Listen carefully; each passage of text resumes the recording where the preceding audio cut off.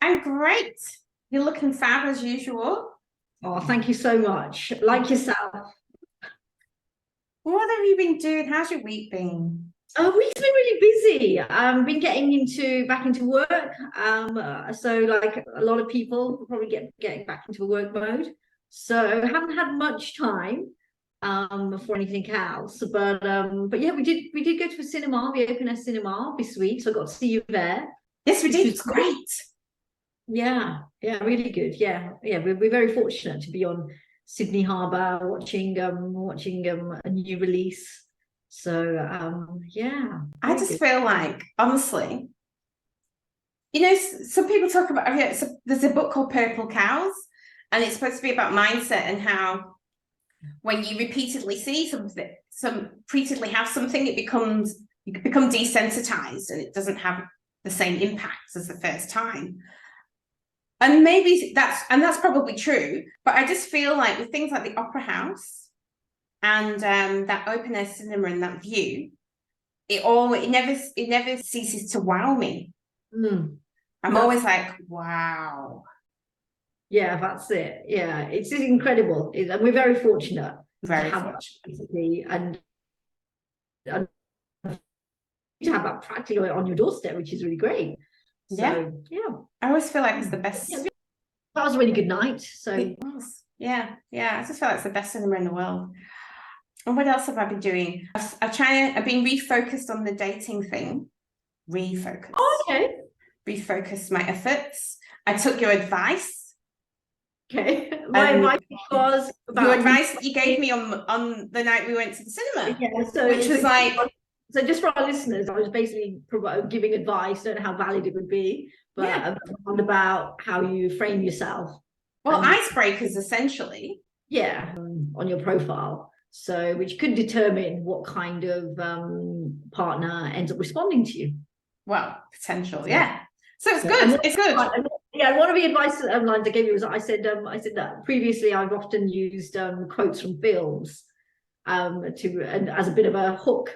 Yeah. Which did you use that? Yeah, that's what I used. And which line would you be able to share which quote you used? Oh, I don't remember. So what happened was, so I've got two interactions from that advice, two different interactions. I just basically what I did is I look at their profile and then I look for things and then I Google movie quotes related to something in their profile and I respond with that. That's what I did. So that's why I don't remember, because it's not like I've got a head full of movie quotes going on. I see. Okay, right.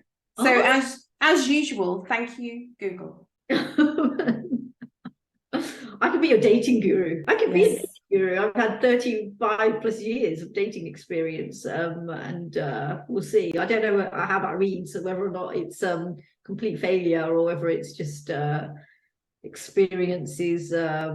It's valid. I'm not too sure how that reads. Who cares? It's like if you've got ideas that work, they work. Try it, move on. That's what I say. Okay. So on this Wednesday, I'm excited to see what you've got. What stories you've got. Well, it was big news, and I guess by the time this goes to air, it would be old news. But new news is this wonderful leader, Jacinta Ardern, who is the Prime Minister of New Zealand, has resigned, has quit.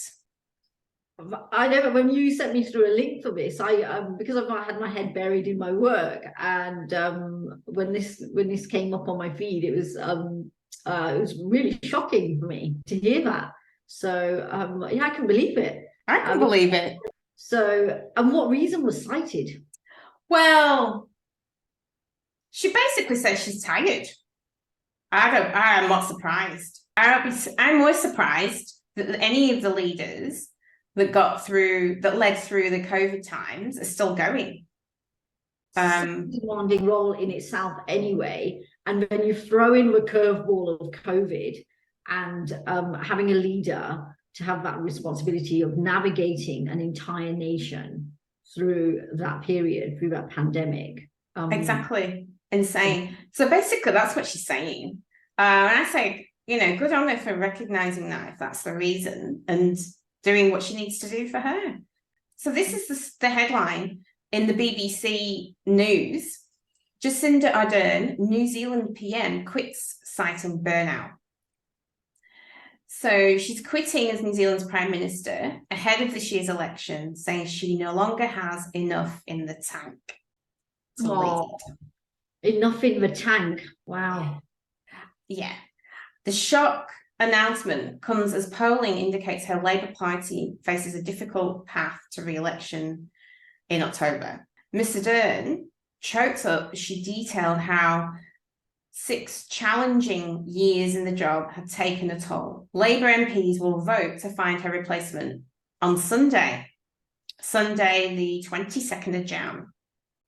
Miss Ardern, 42, oh my God, she's like really close to my, like similar age. I could have been Prime Minister. She's younger than me. But although people will be shocked. People's jaw will be dropping at that statement.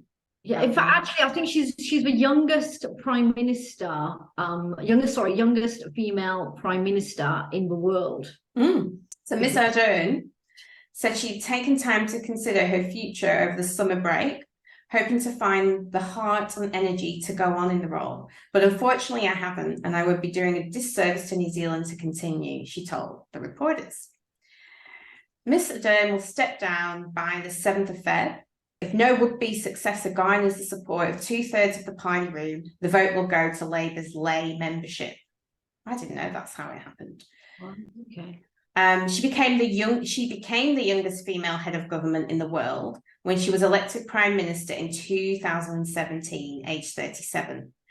I think the Finnish Prime Minister's young as well. I don't know who won that title after the fact, but I think the Finnish Prime Minister was elected after her. Right, I see. And a year later, she became the second elected world leader to ever give birth while in office, after Pakistan's Benazir Bhutto in 1990. Yeah, I remember that one too. Yeah. Do you know what? It's like, as the Aussies say, like, good on her in the sense that it's a very brave thing to be able to identify, but also to admit, to say, you know, I haven't got enough of the energy of what my country deserve of me. That's a very brave thing to be able to admit to, and to also be able to own that. And so yeah, good on her for doing lots of. I'm sure there's lots of politicians who continue on simply for the sake of it, and the only people that suffer are the public of that nation. We know that Jacinta Ardern is just she's an advocate for empathy and kindness in the workplace, and strength and leadership as well. Yeah, of course, and so it's now, you know, she's basically also looking at her self-awareness, or listening to herself, and being able to be that self-aware and be able to say, you know, I don't have enough of what you deserve. So, as you always say, But also, think about it, she's also a working mum with a very young child. I think she only gave birth, was it last year or the year before? Yeah, I think, about 18 months ago or something. Yeah. So I'm sure she had to have, and has, a very supportive husband to be able to do that job, which is wonderful. But I think she also holds her own, because I remember there was a feature that I saw when I think it was when she fell pregnant, and the opposition in New Zealand, there was a radio discussion show, and the opposition in New Zealand was coming down on her about having to identify her pregnancy when she ran for office, because of the maternity leave coming up and the entitlement. And Jacinta, the way she took that on board and just shut down that comment was exemplary. Well, how? I don't understand. What do you mean? What do you remember? So there was like a discussion between the two parties, and she was basically, after she announced that she was pregnant, she had backlash from the opposition leader, saying to her, and the comments that he gave was that Jacinta should have revealed her pregnancy at the time she was running to be Prime Minister, and how was she going to manage the maternity leave aspect, the entitlement that she's promoting. And and Jacinta, the way she managed that was she shouldn't be in a position where she should be asked that question in this day and age, whereby the focus should be on the fact of her leadership and her capabilities, regardless of if she's pregnant, if she's not pregnant, is she going to take maternity leave, is she not going to take maternity leave? That isn't even an issue. And so she responded to that and shut the opposition leader down was very impressive. Right, okay, cool. Wonderful. Well, she's dealt with a lot then. She steered New Zealand through the COVID-19 pandemic and its ensuing recession. Yeah, it was the tagline, I think, or the way they read about it was called, they went fast and hard. And so fast and early or something like that. So, and leaders around the world have commended her on that leadership and making that call, because it's not an easy call to make. She also dealt with the Christchurch mosque shootings and the White Island volcanic eruption.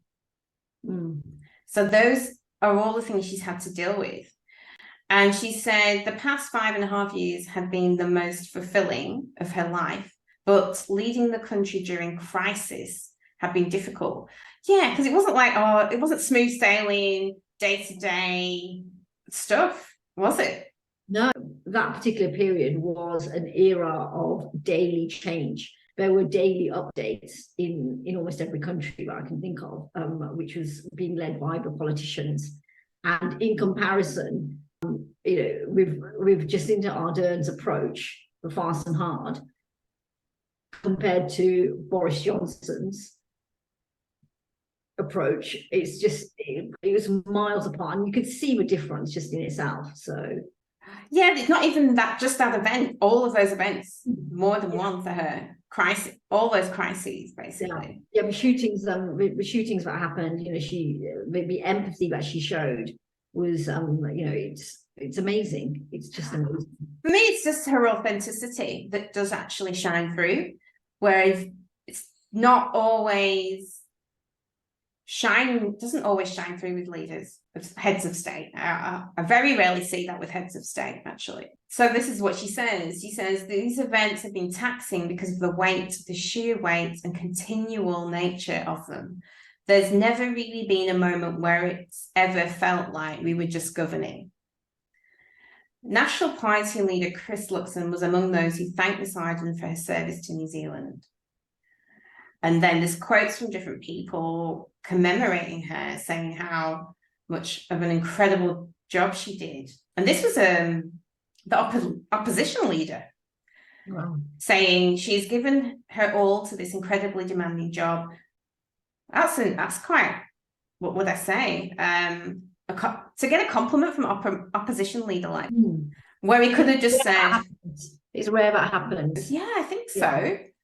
Because I would expect something like, well, yes, it's time to move on, or something like that from an opposition leader. Whole competitiveness streak in the world of politics, it normally comes into play. But the fact that her hard work and her character and her strength has been recognised by the opposition, definitely that speaks volumes. Yeah, and it sounds like such a slog that she went through.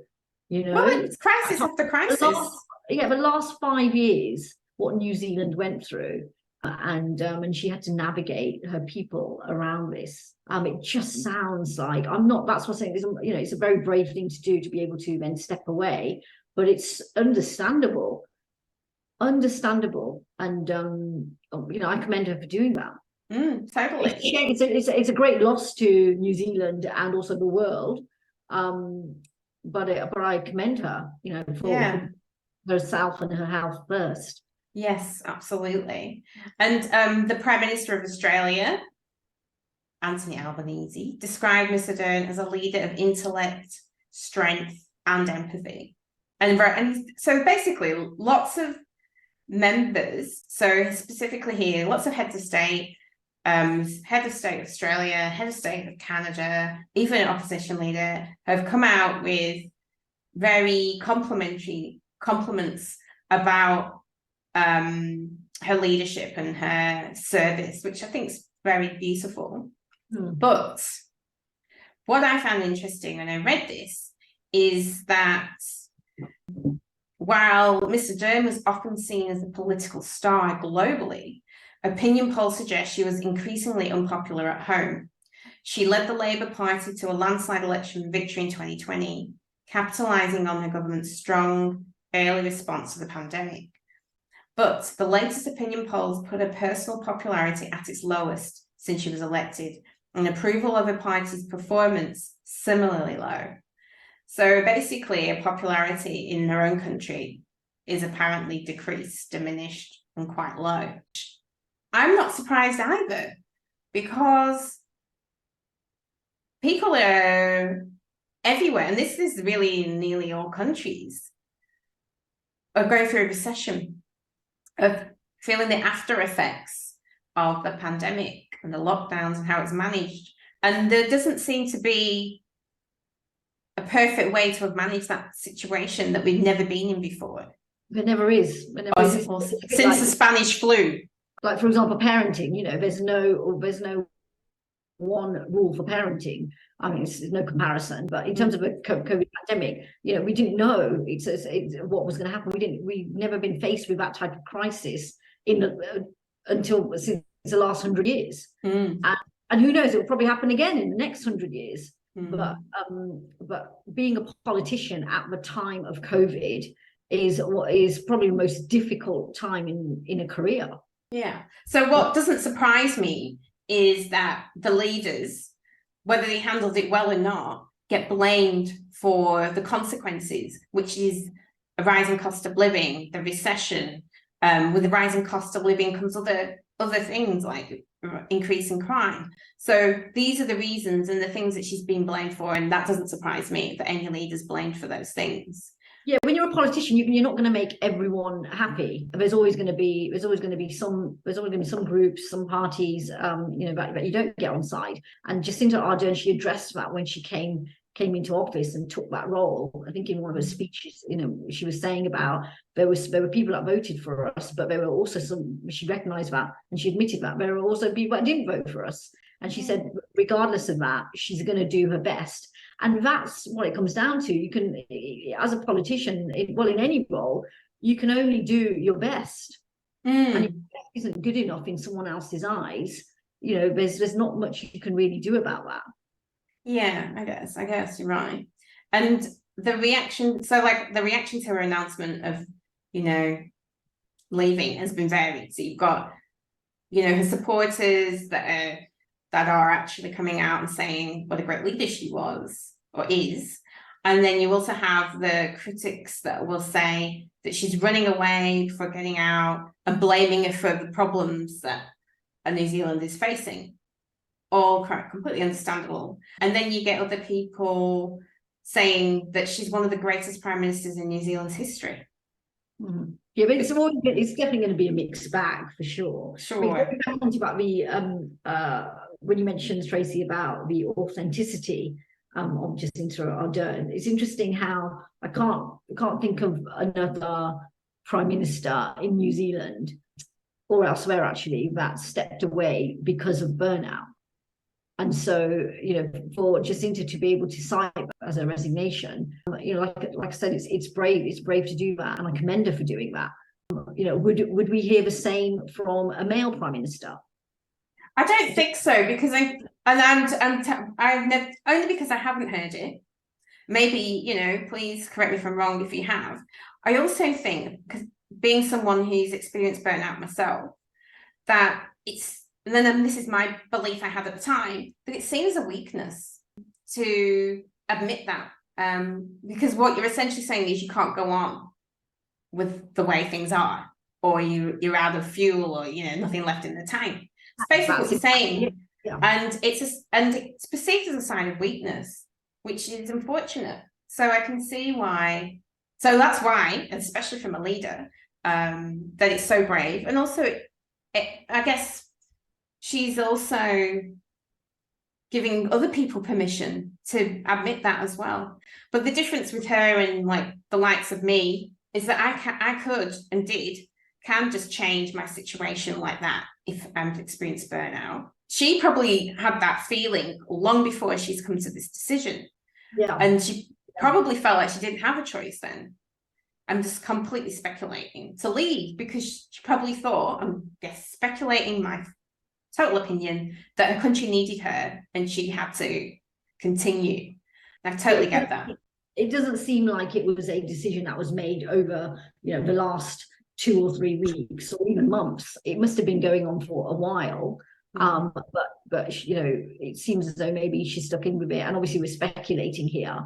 But like you say, it is like admitting to feeling burnt out, admitting that there's not much left in the tank, is seen as and is perceived as a weakness, and that shouldn't be the case. It's actually admitting about what you know about yourself and what you think that other people deserve of you in that particular role. It's not a weakness to put your hand up and say, I don't have enough for what you deserve.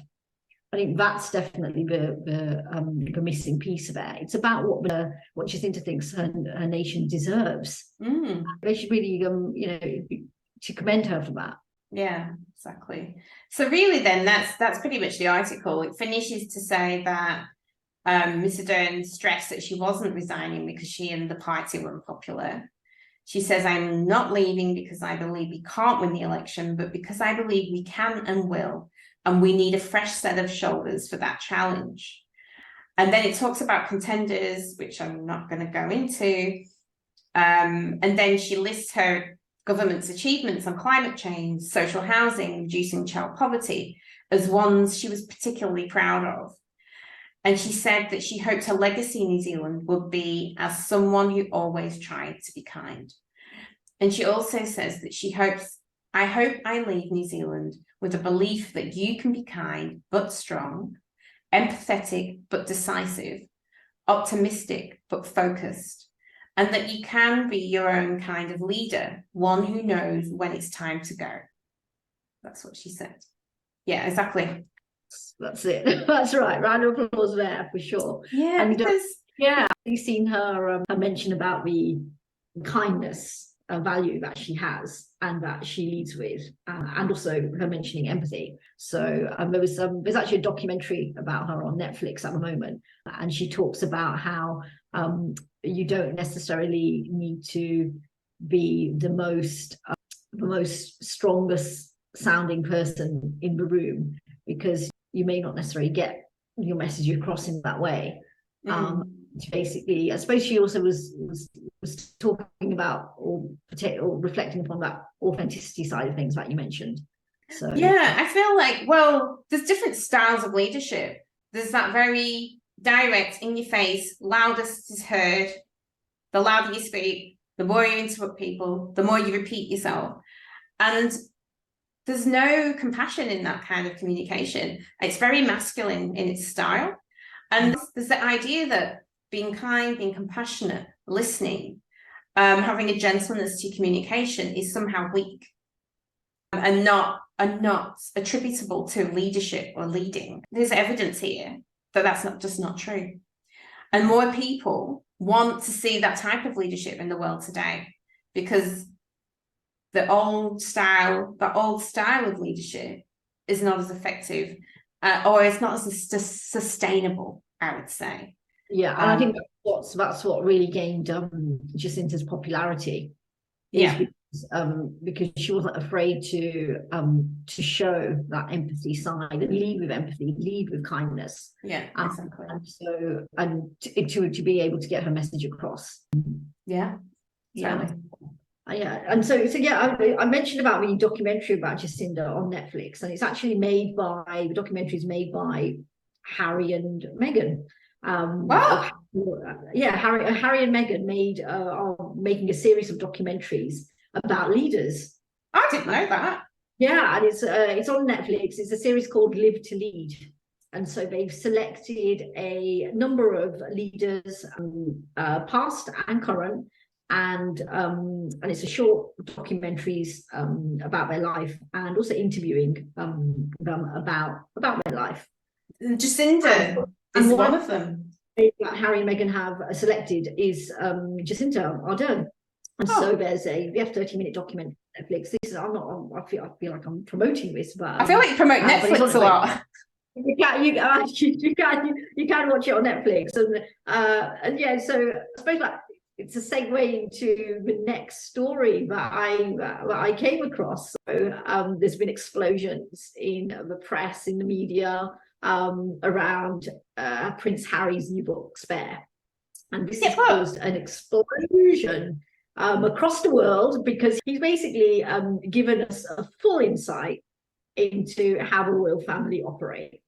And I don't know why he's done this, but the approach that he's come from is because he's now living his life in the States. In his book, he's basically shared that he had to flee England because of safety reasons for him and his family. And the article that has come up. Before you go to the title, I just wanted to say that you just in the past week, it's been, I feel like it's been the last year. You can't read you can't look at the news without there being something about them. It's all the media has all been about Haz and Meg, or as I call it, Hazza now, or Hazza. I said the Haz came up because there was again Netflix. There was in their Netflix documentary, a 2-part documentary. Meghan refers to Prince Harry as, she calls him Haz. So now the whole world is calling him Haz. So it's Haz.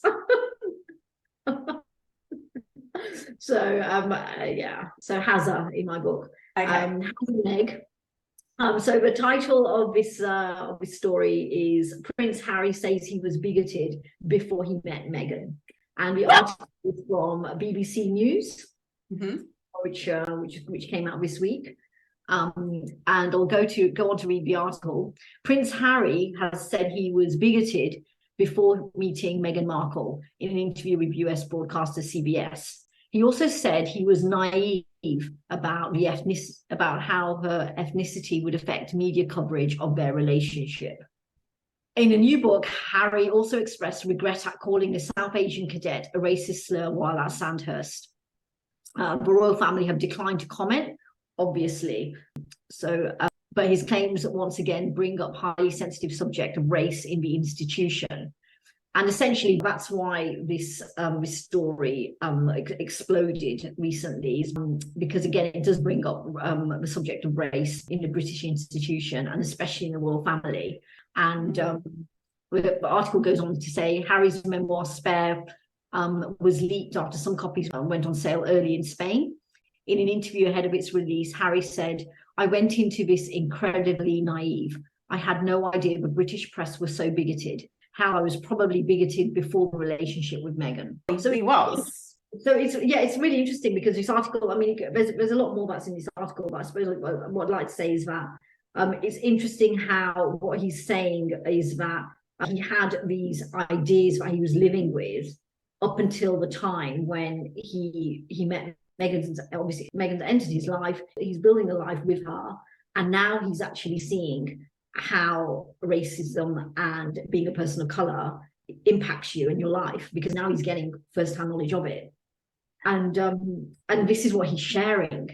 This is, I suppose, in a way, so in interviews that he's had to promote this book, when he's been asked, why have you vocalized what you have now in this book?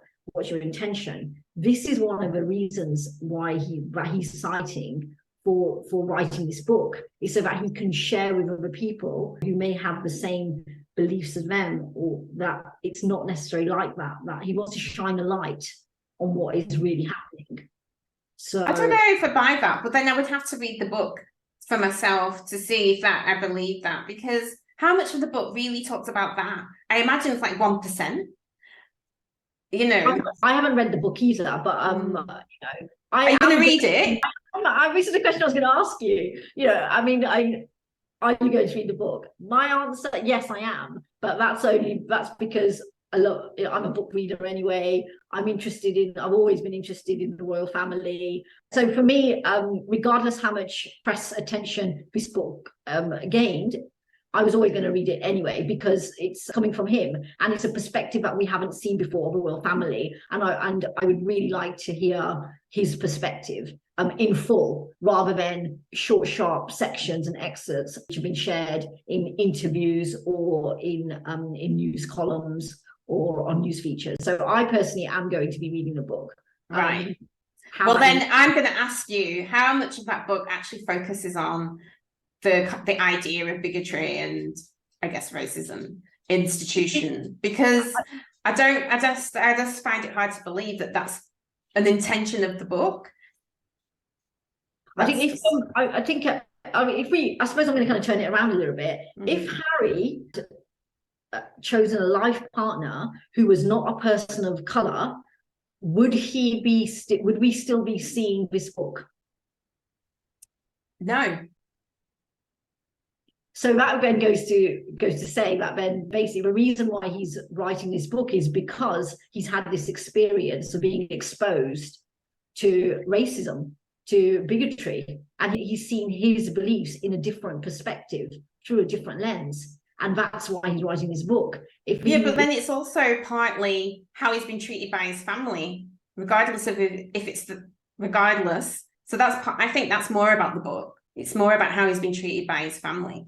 And he could have been treated by his family that way if he'd have married a white American movie star.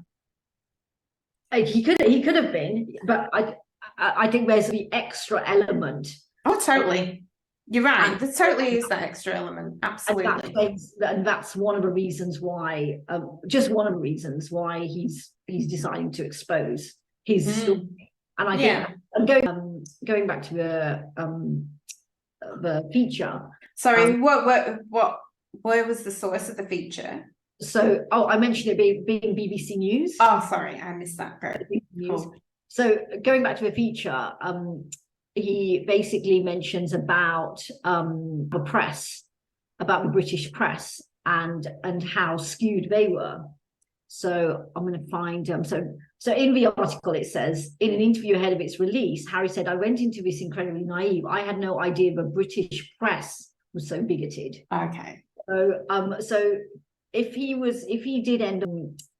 turn it around and he ended up marrying somebody who wasn't of color, would the British press have given him the same response? And the answer is no. And that was the reason why he shared about moving away from Britain, was because of the British press, the narrative of the story of his life. And so that's another reason why he's released this book, because now it's coming from him. The world can, if they want to know, they can pick up this book and they can hear it from him, rather than having the press, who he's labeled as bigoted, to lead his story. So, yeah, I guess he wants basically, because he does slag off his family. Let's be honest. He does. Whether you believe the things he says or you don't, it doesn't matter. He's shining a negative light on his family in public. That's a fact, right? But also, the press are writing his story or their story through their own opinions. So, and it's really interesting. What I find interesting, and Meenal showed me this, was she showed me all the headlines for Meghan and all the headlines for Kate. So obviously they're different partners with similar scenarios, like when they would turn up wearing this or turn up, the difference was incredible. If you look at the contrast, it's very obvious. The bigotry then becomes obvious. But I think you might need to do that to see it for yourself. So I agree, there was definitely that came across in the press, for sure. Yeah, it was like basically those different rules applied for Kate and Meghan. And what Harry's saying is it comes down to the fact of there was a difference in race. That's what Is that all it is, or is it more complicated than that? Is it also because she was an American movie star as well? There's those layers also in there too that come into play, of course. For this particular article, Harry is saying that he shares that before he met Meghan, he admits that he was naive and he was also bigoted. And so it's interesting how it's only until he met Meghan, until someone of color came into his life, that's when he basically had a different perspective and could really appreciate racism in Britain and also in the British press. And he didn't know that before.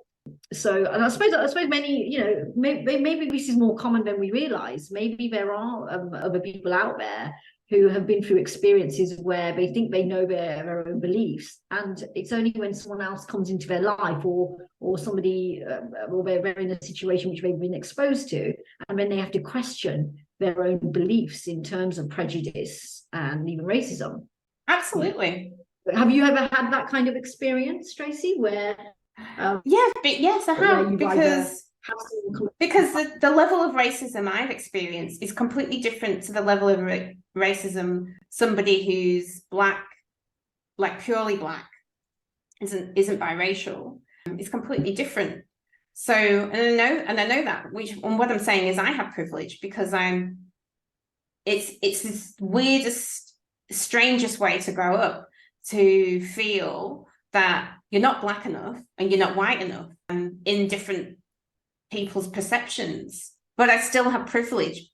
Because I'm not considered purely black, and that's the only way I can describe it. So I do. So although I have a level of racism, it's completely different to what some black people experience. So and I know that because I've got family that are black and have those people in my lives.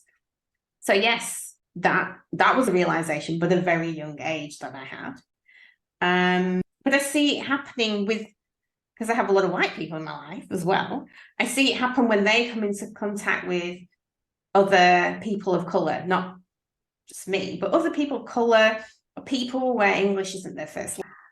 I feel like you have to see and touch it until you can understand it. Not everyone operates that way, but many of us do. And that's what's happened to Harry. Like, it's not like she's the first ever person of colour he's ever met or interacted with in his life. He's chosen Meghan as a partner, and so that's personal. She's coming to his personal life. She's now his life. This is his life now, and so that's why, from Harry's perspective, he's saying, or I think he's saying that, you know, this is now his life, and now he's seeing it through. He's now been put through a different lens. He's now seeing life through a completely different lens. Yeah, but it surprises me though, because I think in that article, I don't know if you've read it or you're going to read it, he talks about at school at Sandhurst having an interaction with a Southeast Asian student where he's basically being racist. And the quote from the article that you've mentioned is Harry was discussing an incident from 2009 when footage emerged from a few years earlier of him calling fellow Sandhurst cadet Ahmed Raza Khan, quote marks, my little P word friend. And we all know what P word is. Well, in the UK, the word is one of the most offensive terms of abuse that can be used against people of South Asian origin or appearance, or anyone of colour. And Harry's gone on to say, I didn't know it was an insult. When I was little, I'd heard lots of people use that word and had never seen anyone scowl or seem upset. And I never considered these people using the word to be racist. Right. Well, there you go. And I mean, I got called that word. We can say that word. The word is packy. And in fact, I know that when, in my experience growing up and dating white or having white boyfriends, walking down the street, and if we're holding hands, my white boyfriend would be called packy lover, or in fact coconut lover. So, or no, I would be called a coconut. That's right. Oh yeah, white on the inside, black on the outside. Yeah, got it. Yeah, that's right. Yeah. So I was called a coconut, and my boyfriend would be called packy lover. So, and for me, it's like it was insulting, but it was so common. I don't think I'm sure it doesn't happen now in England, or it happens a lot less. I'm hoping because I'm hoping that there's been more diversity that has happened, that has occurred over the years. I mean, in my experience that I've just shared, that was from 30 years ago plus. And so I'm hoping that in 30 years, in the streets of Coventry, that it's definitely changed. Well, Harry actually went on to say, I was 21. I'd grown up isolated from a real world and surrounded by privileges. And I believed that word was like saying Yankee, innocuous. So you can clearly see he was completely naive, but his naivety was born out of the fact that he was privileged. Yeah, I kind of buy it. I'm not sure I buy it 100% because did that friend not say something? Maybe they didn't. Maybe they were the only person of color at Sandhurst. I don't know. And if they were a friend, especially if they were a friend, they're not just another student that you know of in the same school. If they're a friend, are they not offended? And I can't imagine anybody not being offended by that. So, but maybe that friend, because of that environment, that friend probably stuck out like a sore thumb. The friend probably didn't respond or even protect himself, or even respond, even if he did feel insulted, because he wanted to feel part of that group, included. And I totally get that. And I know that I mean, I've come across situations where in the past where a similar situation has come up, where I've been not necessarily called, but there's been a comment made at me, and I downplayed it. I might have even laughed along with it in memory, because I wanted to still feel included in that group. Yeah. Looking back now, I would have, what I would say to that younger Bhavna is, I would say something, call it out. But at that time, I was much younger. I didn't know how to stand up for myself in that setting. I didn't know what response would be the most useful, the most correct response in order to not impact my role within that group. Absolutely. And so maybe that's why there wasn't so much of a response. But in terms of that particular article, about me saying that maybe it's more common than we realize, is because I know that going back 30 years, I was dating white guys in Coventry, which is a small town in England, or small city, should I say, in England. And when I was dating those white boyfriends, a lot of them, it was the first time they were dating someone of color, myself. And so they were never exposed to any kind of abuse. And when we'd be walking down the street and he would be called a packy lover, that'd be the first time that they encountered abuse. And I remember with one of my boyfriends at the time, he was really taken aback and he was really offended, because he turned to me, I remember he said, "Barbara, I'm not a packy lover. Why would they say that? Why would they say that?" And the response of them, it was quite interesting to see. And so it was the first time they were exposed to that. And years on after that, that obviously changed their on the way they responded to racism, or the way they even saw racism. And this is exactly what Harry's going through. But with Harry, it's different because he's so much in the spotlight. He's one of the most famous people on the planet. And because he's one of the most famous people on the planet, has now been exposed to racism, and now it's his life. That's why this spotlight is now being shone on it. That's why he's being given a lot of attention. And now he's taking the narrative into his own hands and basically saying, well, maybe we can learn from this. Maybe with me admitting this, it's a step forward in realizing this. Well, I hope so. I really do. I really hope so, because obviously that's what I want to happen. And it's funny, just to explain to people that may not understand this whole insult, Paki means someone from Pakistan, for a start, and Bhavna is not from Pakistan, which is just makes it so stupid. And also, like, it's a name I got called a lot as a young child. What's interesting is in Australia, I was having this conversation with a friend, a white friend, lovely, lovely, lovely soul. And I was talking about a story where I got caught, I was bullied as a child. These are the kind of insults that I would face on a daily, regular basis. And when I mentioned the P word to him, he was like, well, just a minute. I didn't know that was an insult. And this guy is Australian, and a lot of Australians love cricket, right? And he played cricket a lot. And when he was younger, and he would play in against the Pakistani team, the Indian team, South African team, whatever. I think he was quite not professional, but semi-professional. Yeah. And he said, that's what we called people from Pakistan.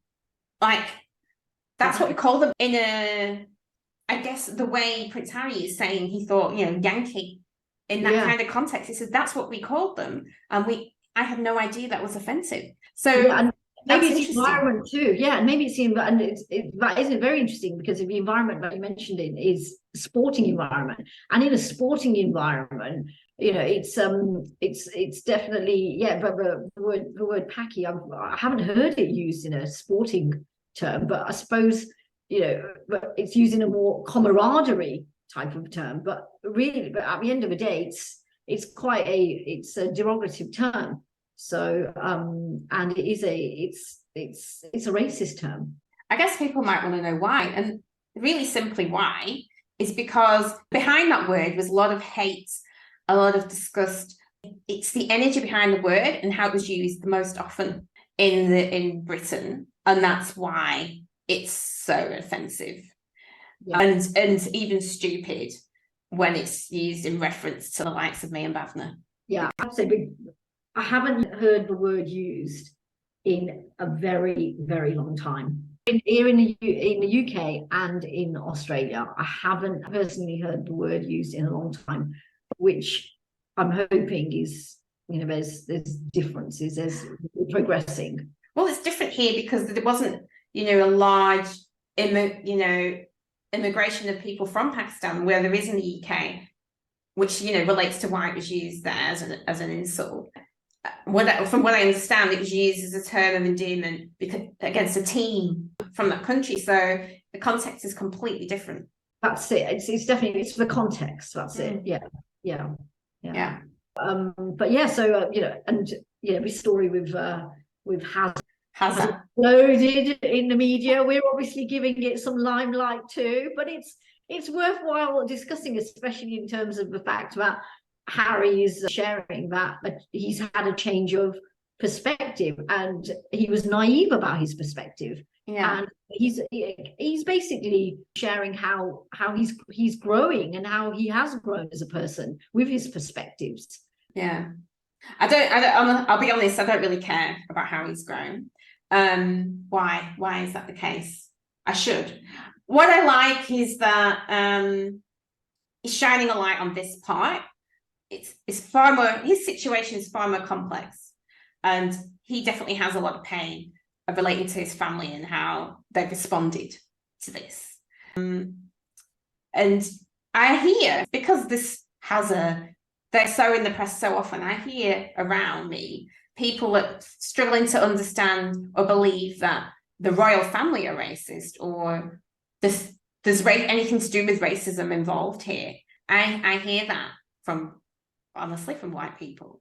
So how would you, Bhavna, explain that there is a level of bigotry and racism involved? How my only way to show them is the whole comparing the media coverage between the two. How would you explain how that is related? I'm referring back to the article in the sense that Harry's basically he's putting forward that there are differences in, yes, firstly, the way that the two women who married into the royal family were treated. And it's, yes, it could be based on, you could argue it could be based on the fact that one's not British, she's American, she's a divorcee, but also the main difference is that she is a person of colour. And it's the first person of colour that has entered the royal family. And so that's where Harry's coming from. The other difference is in the stories that have also been written by the press.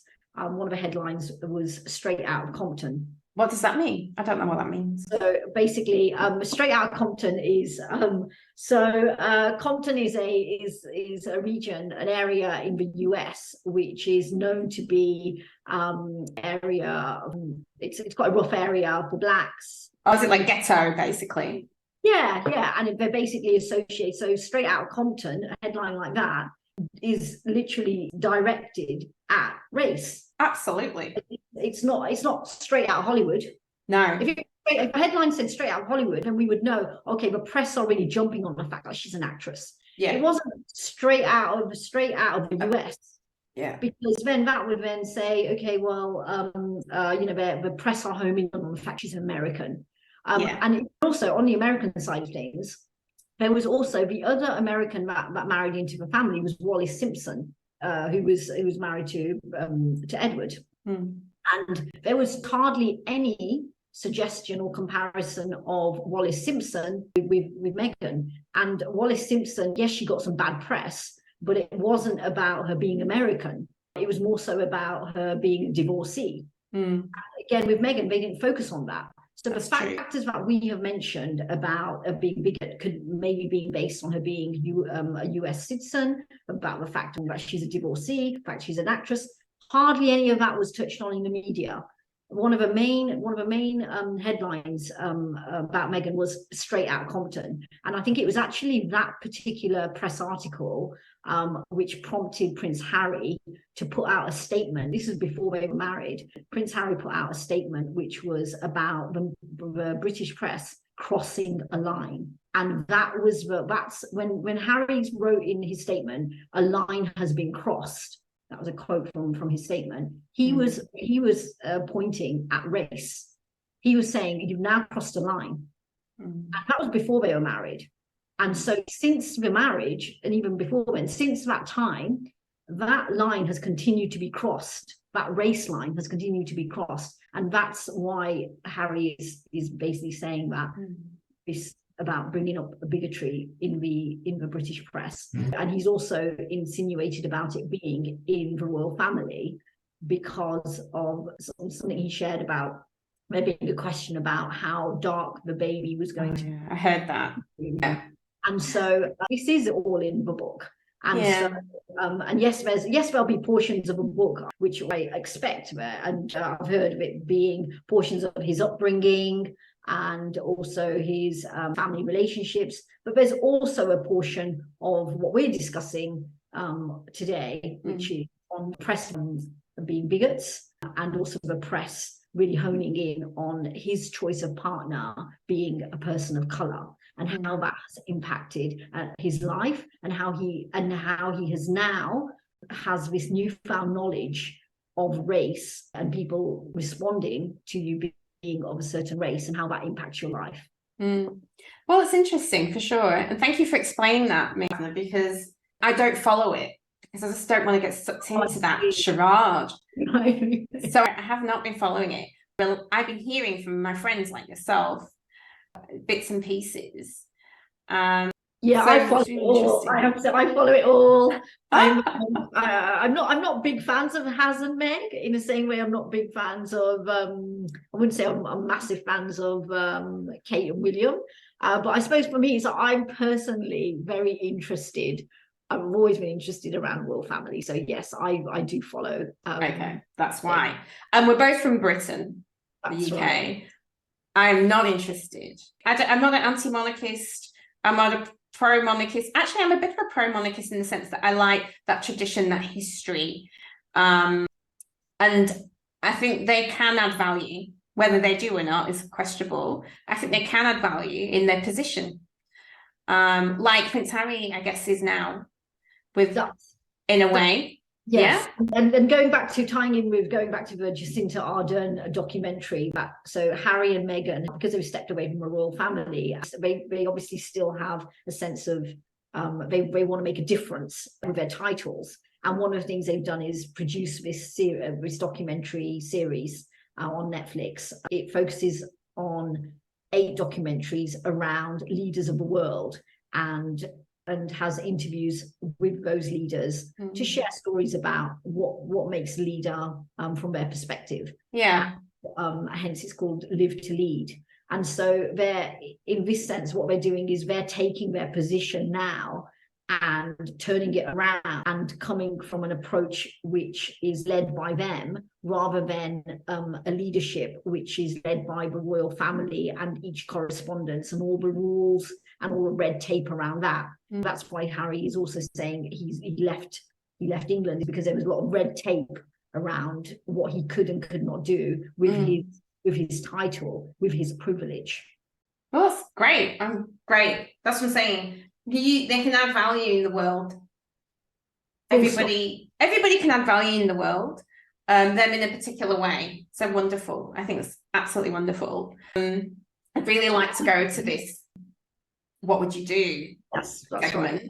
Yes. Because we're like, time. We just can't help ourselves, can we? I know, that's it. So I think what's happened is the media circus and the attention has really been focused on the struggle that Harry has gone through in terms of being able to take back his own narrative and own his own story, with now being able to use his privilege for good. Yeah. The media circus has focused on the struggle, yeah, rather than actually focusing the attention on, okay, how is Harry now using his privilege for purpose? Yeah, and let's face it, he's privileged, and he always has been. Yeah, absolutely, absolutely. And I think he's seeing this he's finally seeing this in a different perspective, because he's been able to step away from that royal family bubble, from the British bubble. When you step away from the bubble, you're then kind of outside looking in. And now he's been exposed to this perspective. Boom, this is his book. Yeah, got it. And you know what? You're so selling the book to me. I'm more and more interested in reading it now. I don't even know how to talk to you. Oh, great, excellent. Maybe Hazza and Meg can employ me as their new PR person. You'd be fantastic. You'd be a fantastic PR partner. I really think that should be your next calling. I think you're amazing. You can be my PR. I could do that. I'd love to do that. So tell me, what have you got for me for the what if? What would you do? Put me into someone else's shoes, Tracy. Okay, what would you do? I'm terrible with the jingles. We need a terrible jingles, but this is today's. What would you do? Bhavna, right, it's terrible. Yeah. Never mind. I don't care. All right, so this is the scenario.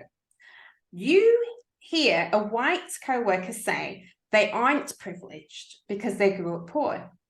Before you answer, it could be a friend, because we just talked a lot about privilege, very apt there, a white privilege. I talked about my own privilege and being different. So it could be a conversation with friends. And, some of your friends are white. And what if one says, I grew up poor, I'm not privileged. Like, how would you respond to that? But from hearing that, I'd probably think to myself, well, their sense or their interpretation of the word of being privileged is through money, is through wealth. And that's what their blinkers are just on, that is having rights according to wealth.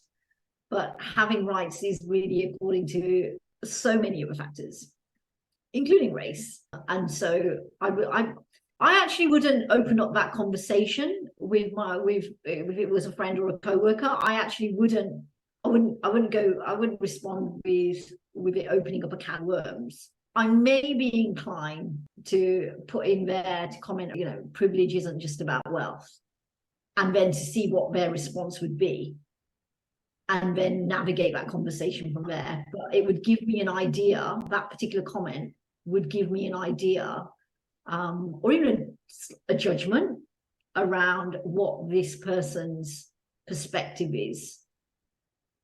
Do you know what? I feel like I need to get on Twitter. On entitlement. That's so cool. You just made me think. I don't really interact on Twitter very much, but I really like that, what you just said, as I'm going to use that. I digress. I'm going to use that. We'll quite that. I'm going to use that. Privilege isn't just about wealth.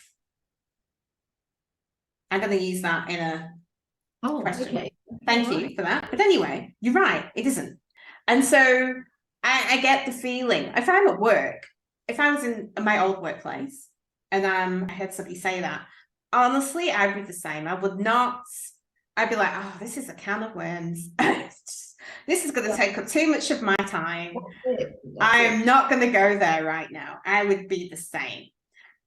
Yeah. If I was with friends, I would now, and there's a difference between me now and me in my 20s and me in my teens. Me now would say something.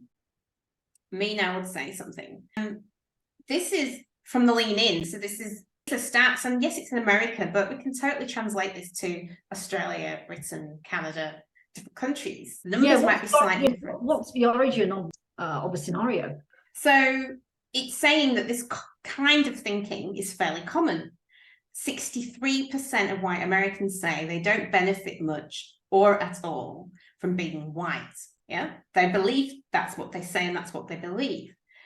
And it says when white people don't accept that there are benefits to being white, they cast doubt on the idea that racial inequality exists at all. Yeah, because unless you've been exposed to it, you don't necessarily know. So it's like if you're someone of a white background and you're in discussions about white privilege, it's kind of like it's a difficult one because for them, I would imagine, because white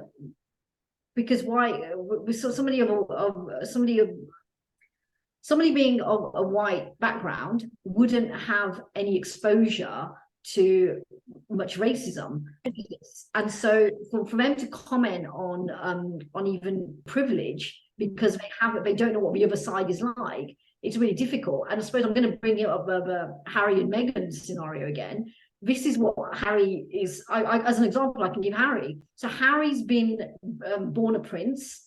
It's clear it's white privilege. He's royal privilege, and he's been exposed to only that. And then in his 30s, he then enters into a relationship and chooses a life partner. So this isn't just a friend, but his life is now with somebody of color. And so now he's getting first-hand knowledge of responses of discrimination, of bigotry, of unfairness, of being treated unjustly. And it's the first time he's been exposed to it. So now he's able to comment on it because he's had experience. So in that sense, the white person who's saying, "Oh, I don't feel privileged because I don't have enough money," or I've never felt privileged, or I've never found an advantage because I'm white. They may have not been exposed to being a person of color. I get that, but this is what I said. I said for some people need to feel it, touch it, experience it in order to understand it. But what just pops into my head is my mum's scenario. My mum is white, and my mum obviously decided to have a black partner, right? And she was disowned by her father.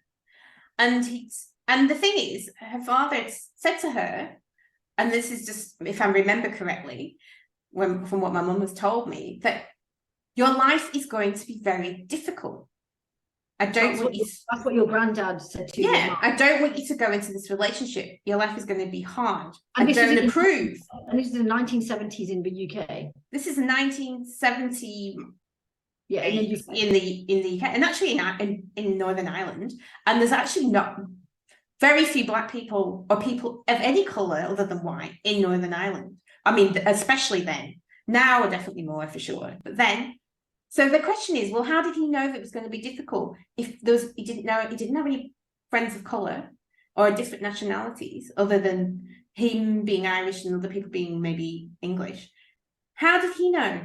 And this is what I mean when you talk to the fact that because you're privileged, you don't understand the differences, the way people are treated. How did he know? And what I'm suggesting is, and this is pure speculation, is the media, things you see on TV, how people of colour are talked about, how the press paint a picture. How not just the press, but movies. Yes. You know, black people then are usually either slaves or criminals. Yeah, it comes down to that unconscious bias. Exactly. So to say that you can't know the differences in how they're treated because you haven't met someone, you don't have someone close to you in your life. I've struggled to believe that for that reason, because you have to be living without ever watching TV or films or reading news to see what goes on and then form an opinion that either this group of people are bad and they only have these capabilities or whatever, they're only criminals, or they're not smart, or whatever. See, I'm hearing you there, Tracy. Yes, Absolutely. it's out there, it's unconscious bias, but you're in that situation. So there's a statistic around a large percentage of the US who were in the survey basically said that they even though they were of white origin, they didn't see that had worked in favor. But what was the alternative? They don't know any different. Yeah, but that's what I'm saying. I agree with you. It's different. Absolutely, totally agree with you. But what I'm saying is they must know or see the differences of how Black people of color, not just Black, are portrayed versus white people. They can see the differences, but they can't appreciate how it impacts them. They can't. I guess that's the answer then, isn't it? They don't know how. They don't appreciate how it impacts them. How it actually impacts them on a daily basis. And that's why it's that unconscious. It's like unless a white person has been exposed directly to a bias around their color, it's always going to be secondhand for them. Yeah, I guess so. But then also, I would invite people, why they would have experienced the bias of not related to the color, maybe related to their ability, maybe related to their sex, or something else that's they identify with, and that's your taste of what it's like. Yeah, I would invite you to think about that. But anyway, it also says, so besides casting doubt on the idea that racial inequality exists at all, the comment also invalidates the lived experiences of non-white co-workers who deal with racial inequality as part of their daily lives. Yeah, I think there was I'm going way back and I don't know the source, but there was an experiment that was undertaken years ago where they took a small group of people and they basically gave them like latex masks. Oh, yes. And they basically made them people of color, and they put them out in for a day to see what kind of response they got. And the outcome of this was it really did open their eyes up to the kind of bias that people have. Did it make people Black? On an everyday basis, yeah. They basically had a small group of individuals who were white, and they basically made latex masks so that they made them look like they were people of color. Yeah. And even like their hands and then they put them out and they in the streets of the area that they conducted this social experiment, and the outcome was that the perspectives were just the eyes were opened. I just think it's really funny, and actually they did that with old people. Did they not make people really old as well? They did that. They also did that. Yeah. So again, like you said, Tracy, that it can be a case of you can basically have bias not just on color but on age, on gender, on other factors, and experiments like that. So I don't know the source, but I've seen it. If you can find it, I'd love to watch it. If you can find it. Anyway, what to do really if you're in this position? And like I said, in my 20s, I would have just let it go. I would not said anything. Didn't want to open that can of worms. But what you could do is you could tell a co-worker that acknowledge them. This person who maybe grew up poor has worked very hard to get where they are. You can say you work hard to get where you are, and explain that benefiting from white privilege doesn't mean they haven't struggled, because that's not what it means. It means their challenges may be economic, health related, or derived from another source, but racism has not been one of their burdens. And so if you think, even if you just take that as out, so everyone could be at the mercy of health issues, social issues, economic issues. Every human being can have those struggles. Yeah, everybody has a struggle. So everybody has a struggle. That's humankind. It's those struggles. Exactly. But the added struggle of racism to overcome, to get where you want to be, is something else that shouldn't be part of the equation. put another way, they haven't struggled because they are white, whereas people struggle because they are not white. And I think that's the point. Yeah, but it's also how you frame that and what kind of tone you use and where you're coming from, because otherwise there's a risk of you coming across as though you're not validating what they're saying. Yeah. So it's interesting because, you know, other people have other things they have to overcome. Absolutely. And even though it hugely benefits them, white privilege can be invisible to those who have it. And it's like you're saying, you don't see what you don't see, what you don't experience it yourself, you don't see it. And it's invisible. And I know people that I have heard people get almost annoyed with the term white privilege. And I remember, I read an article, and I'll forward it to you. I will not talk about it here because it was a very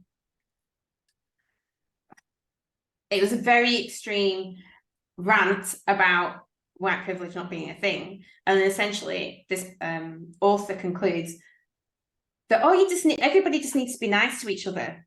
So we don't need to go on about it. If everybody's just nice to each other, then everything's fine. Beautiful. That's the solution. If that was the solution, we wouldn't be where we are. Anyway, I'll send it to you. White isn't a thing. That's like, so, you know, it's too George Floyd. It's like white privilege, George Floyd. Yeah, I know. Oh, that was that situation with George Floyd could have been avoided if we were just kind. Yeah, exactly. I mean, that's I think that kind of perspective, that's living in fairy tale land, really. You know, it's exactly. Like that's once upon a time and then happily ever after kind of stuff. It says it's the privilege of not being treated with suspicion by store clerks or regularly pulled over by police.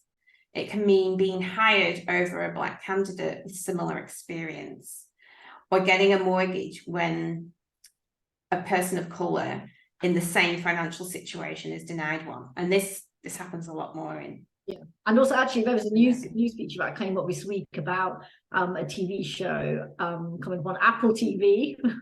So, I think it's called Truth Be Told. It's a series that has been going on for a number of years, but this particular season of episodes, it's focused on, it's going to be based, or it's about to be based on a story around a group of young Black girls going missing, and the difference of media attention and workforce employed in the States to actually search for these girls. Oh wow! Okay. So there's a clear difference there in between, yeah. And it's sad. It shouldn't happen in this day and age. And so even when people know white privilege exists, they can be reluctant to admit it applies to them, can make them feel defensive and as if their own hard work is invalidated. And you get that, don't you? Because you're essentially saying you've had benefits I haven't to get where you are, and people don't want to hear that. I wouldn't want to hear that. So I get why there's a level of defensiveness around that. Yeah, because, you know, people may have had to overcome some very serious things to get where they are. So I totally get that. I just think, again, that's like a can of words, because that's a whole other episode and story. Yeah, it is, isn't it? It's like, but at the end of the day, I have privilege as well. Well, I have privilege, and I'm still going to accept that I have that. I don't feel uncomfortable accepting that I have privilege where some Black people don't. Yeah. Do you feel like you have? I hate to say this expression, but I'm going to say it one time. Do you feel like you've had best of both worlds? That's another episode. Yeah. That's a juicy episode, Tracy. That's another episode. That is a really juicy episode. I'd say there's pros and cons to both. That would be like a really juicy episode, like call it best of both worlds. That's a hook. That's a book. There you go. So that's a hook. I told you need to be my PR lady. But anyway, I think we really need to wrap it up. Okay, right. Yeah, but time is just flowing by here. So, and we're yeah, we're rabbiting on as we normally do. That's what we normally do. All right. But it's been an absolute pleasure chatting to you, Bhavna, as always. Yeah, and you know, it'd be great to hear from your listeners about how many people are going to be reading that Hazza book. So who's reading the if book? anyone's had any experiences around where they have had preconceived ideas and beliefs that they've always been comfortable with, and then had a new lens put on it, it'd be really great to hear from the listeners, and we can maybe share some stories at the start of the next episode. Yeah, that would be great. Thanks for that. All right then, Bav. Have a great rest of your week. I shall do. I'll look forward to catching up with you next week, Tracy. Yeah, definitely. All right, stay smiling. Bye. Bye.